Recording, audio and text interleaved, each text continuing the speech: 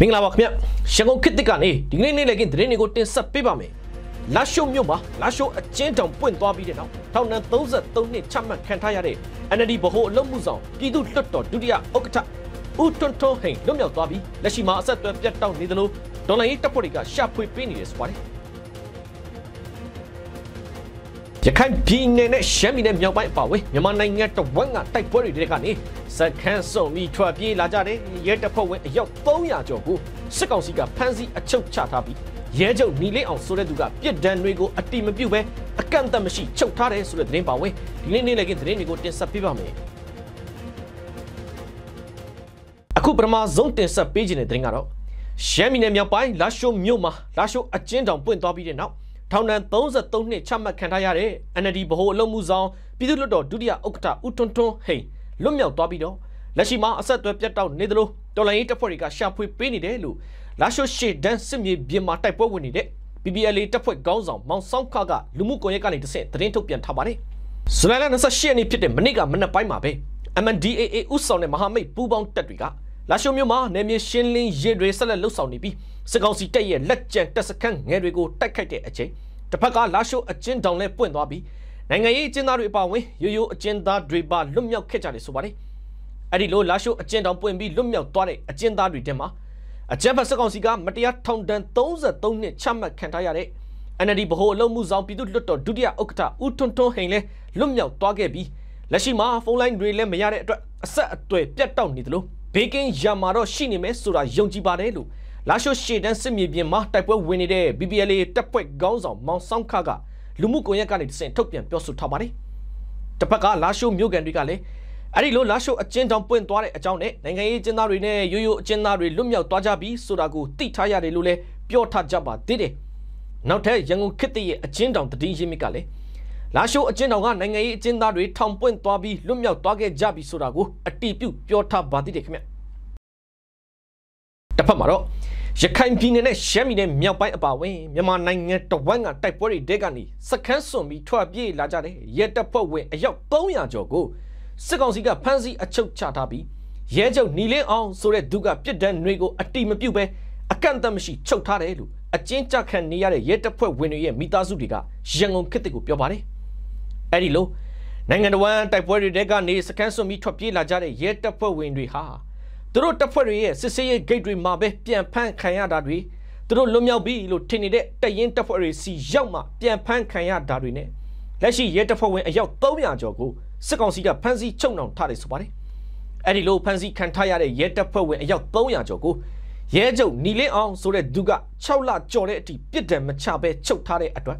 အဲ့ဒီရဲတွေဟာအချုပ်ထဲမှာစားရမဲ့တောက်ရမဲ့တွေဖြစ်ပြီးငတ်ပြတ်နေကြတဲ့အပြင်မိသားစုတွေကလည်းလာစားမရတော့တဲ့အတွက်တော်တော်ကိုဒုက္ခရောက်နေကြသလို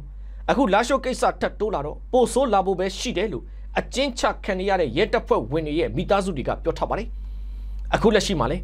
အကျန်းဖက်စစ်ကောင်စီကသူ့လက်အောက်ခံရဲတပ်ဖွဲ့ဝင်တွေကိုစခန်းစွန့်ခွာထွက်ပြေးတာမျိုးမလုပ်ကြဖို့နဲ့အသက်စွန့်ပြီးစခန်းကိုကာကွယ်ရမယ်ဆိုပြီးတော့ပါညွန်ကြားချက်တွေရှိနေတယ်လို့လည်းသိရပါတယ်ခင်ဗျ။ဒီတစ်ခါချင်းပြည်နယ်ဘက်မှာတော့မတူပီမြို့သိမ်းတိုက်ပွဲကနေထွက်ပြေးသွားတဲ့စစ်ကောင်စီတပ်ဖွဲ့ဝင်တွေနဲ့မိသားစုဝင်အယောက်120ဝန်းကျင်ကိုလက်နက်ခဲယမ်းတွေနဲ့အတူချင်းတော်လိုင်းရေးတပ်တွေကဖမ်းဆီးရမိထားတယ်လို့ချင်းညီနောင်ကနေတရားဝင်ကြေညာထားပါတယ်။ချင်းပြည်နယ်ကမတူပီမြို့ကိုချင်းညီနောင်နဲ့မဟာမိတ်ပူးပေါင်းတပ်တွေကဇွန်လ29ရက်နေ့ကပဲအပိသက်သိမ်းပိုက်လိုက်တာပါ။အဲ့ဒီလိုမတူပီမြို့ကိုသိမ်းပိုက်ပြီးတဲ့နောက်စစ်ကောင်စီရဲ့တရင်တပ်ဖွဲ့တွေကနေအသက်လူပြီးထွက်ပြေးနေကြတယ်စစ်ကောင်စီတပ်ဖွဲ့ဝင်တွေနဲ့မိသားစုတွေအရက်ဖက်ဝန်ထမ်းတွေအပါအဝင်စုစုပေါင်းအယောက်120ဝန်းကျင်ကိုဇူလိုင်လ18ရက်နေ့ကပဲချင်းညီနောင်တပ်ဖွဲ့တွေကလက်နက်ခဲယမ်းတွေနဲ့အတူအရှင်ဖမ်းဆီးရမိခဲ့တဲ့အပြင်နောက်ထပ်ထွက်ပြေးနေကြသေးတဲ့စစ်ကောင်စီတပ်ဖွဲ့တွေကိုလည်းလိုက်လံရှာဖွေပြီးနယ်မြေရှင်းလင်းရေးတွေလုပ်နေတယ်လို့ချင်းညီနောင်တပ်ဖွဲ့ကတရားဝင်ထုတ်ပြန်ထားပါတယ်။လက်ရှိဖမ်းဆီးရမိထားတဲ့စစ်ကောင်စီဘက်တော်သားအယောက်120ဝန်းကျင်တဲ့မှာအစာရည်စားငတ်ပြတ်နေကြတာတွေပြင်းထန်ဒဏ်ရာရထားတဲ့သူတွေပါဝင်နေပြီးအားလုံးကိုတော့စစ်သုံးမဲ့ဥပဒေနဲ့အညီထိမ့်သိမ်းထားပါတယ်လို့လည်းချင်းညီနောင်တပ်ဖွဲ့ကကြေညာထားပါတယ်ခင်ဗျ။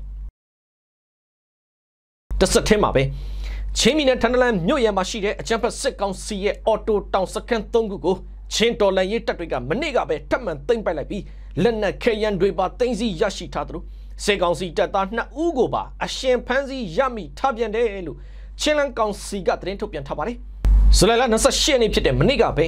ချင်းပြည်နယ်ထန်တလန်မြို့ရံမှာရှိတဲ့အကြံဖတ်စစ်ကောင်စီရဲ့အော်တိုတောင်စခန်း3ခုကိုချင်းလန်ကောင်စီပူပေါင်းတပ်ဖွဲ့တွေကနေအပိသက်သိမ်းပိုက်နိုင်ခဲ့တယ်ဆိုပါတယ်အဲဒီစခန်းသိမ်းတိုက်ပွဲအတွင်းစစ်ကောင်စီတပ်သား15ဦးထက်မနည်းကတော့အသေးသေးသေကုန်ကြတဲ့အပြင်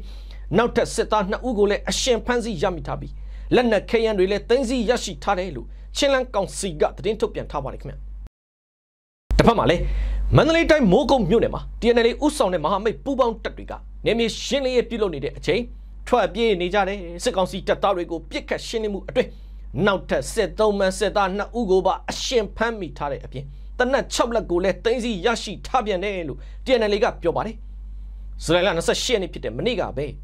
မိုးကုတ်မြို့နယ်မှာ TNL ဥဆောင်တဲ့မဟာမိတ်ပူးပေါင်းတပ်တွေကနေမြေရှင်းလင်းရေးတွေလုပ်နေတဲ့အချိန်ထွက်ပြေးနေကြတဲ့စစ်ကောင်စီတပ်ဖွဲ့ဝင်တွေနဲ့ပြစ်ခတ်မှုဖြစ်ပွားခဲ့တယ်ဆိုပါတယ်အဲ့ဒီမှာအကြမ်းဖက်စစ်ကောင်စီတပ်သား2ဦးကိုတော်လှန်ရေးတပ်တွေကအရှင်ဖမ်းဆီးရမိထားပြီးတနက်6လက်ကိုပါထပ်မံသိမ်းဆည်းရရှိထားတယ်လို့ TNL ကပြောထားပါတယ်ဒါအပြင်